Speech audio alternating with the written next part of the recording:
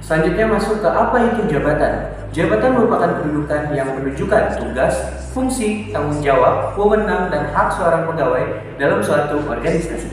Atau dapat diartikan pula jabatan sebagai sekelompok tugas yang dibebankan atau dilembagakan pada seorang pemegang jabatan, baik jabatan secara struktural maupun secara fungsional. Setiap jabatan memiliki title yang didasarkan pada spesifikasi standar dalam suatu pekerjaan. Selanjutnya, pekerjaan bisa terdiri dari beberapa posisi, di mana posisi tersebut terkait dengan pekerjaan yang dilakukan oleh karyawan tertentu.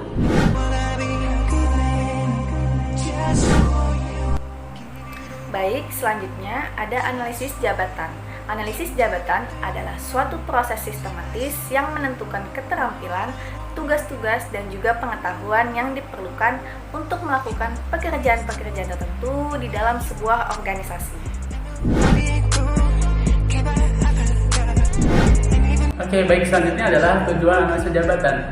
Yang pertama, analisa jabatan berfungsi untuk melakukan recruitment and selection. Selanjutnya, yang kedua adalah untuk menganalisa kinerja karyawan. Dan yang ketiga adalah untuk melakukan pelatihan dan pengembangan karyawan. Kemudian untuk menentukan kompensasi dan benefit. Dan yang terakhir adalah untuk perancangan pekerjaan. Baik, selanjutnya job desk. Job desk merupakan kumpulan catatan tentang tugas dan tanggung jawab yang berisi tentang berbagai hal yang berkaitan dengan pekerjaan yang harus dilakukan oleh seorang pekerja. Oke, baik. Selanjutnya adalah job specification, yaitu merupakan suatu pernyataan tentang kualifikasi minimum yang diperlukan untuk melakukan suatu pekerjaan berdasarkan job description yang telah ditentukan sebelumnya melalui identifikasi keterampilan, pengetahuan, dan juga kemampuan untuk melakukan suatu pekerjaan secara efektif.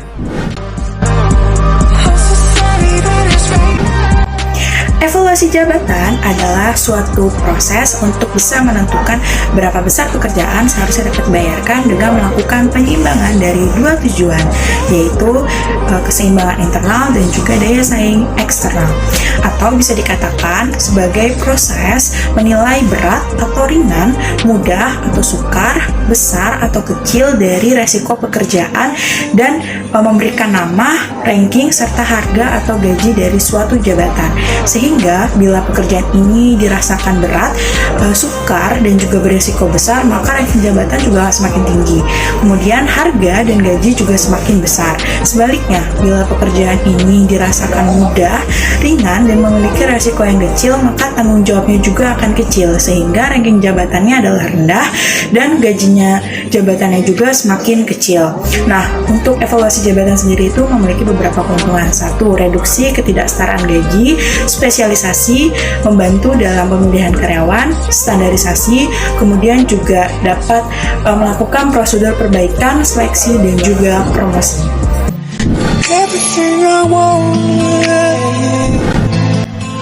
Metode pengumpulan informasi analisa jabatan selanjutnya yaitu ada metode observasi. Observasi adalah suatu metode di mana kita bisa mencari sumber informasi dengan melakukan pengamatan dan juga pencatatan dari kegiatan atau aktivitas yang dilakukan oleh karyawan saat mereka melakukan pekerjaannya. Kemudian di observasi ini mereka itu memiliki beberapa keuntungan.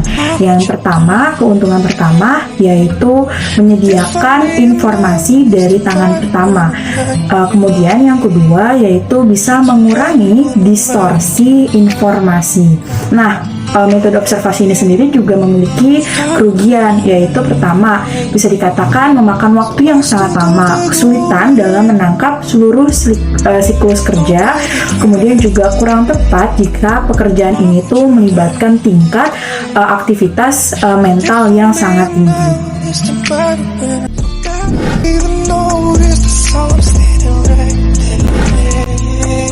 Metode pengumpulan informasi analisa jabatan itu ada salah satunya metode wawancara. Wawancara yaitu adalah suatu metode dengan memberikan pertanyaan-pertanyaan secara lisan dan juga face to face yang diajukan oleh interviewer dengan tujuan untuk bisa mencari sumber informasi yang berkaitan dengan individual karyawan, kelompok karyawan, atau pada atasan yang memiliki pengetahuan tentang jabatan tersebut.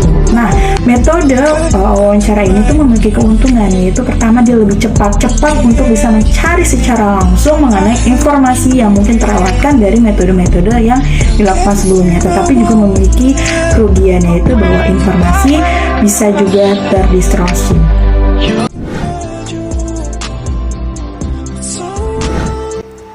Selanjutnya, ada metode pengumpulan informasi analisis jabatan berupa kuesioner, yaitu dengan meminta karyawan mengisi kuesioner untuk mendeskripsikan tugas jabatan dan juga tanggung jawabnya.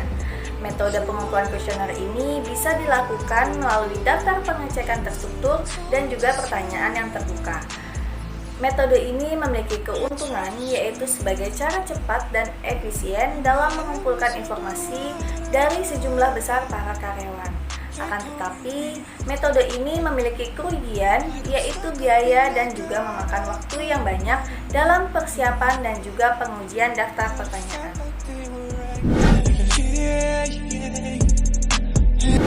Kemudian, ada metode pengumpulan informasi melalui catatan harian peserta, yaitu dengan mencari sumber informasi dari para pekerja yang menyimpan buku harian kronologis mereka tentang apa yang mereka lakukan dan juga waktu yang dihabiskan untuk setiap aktivitasnya. Metode ini memiliki keuntungan, yaitu dapat menghasilkan gambaran pekerjaan yang lebih lengkap dan partisipasi karyawan dapat terakomodir.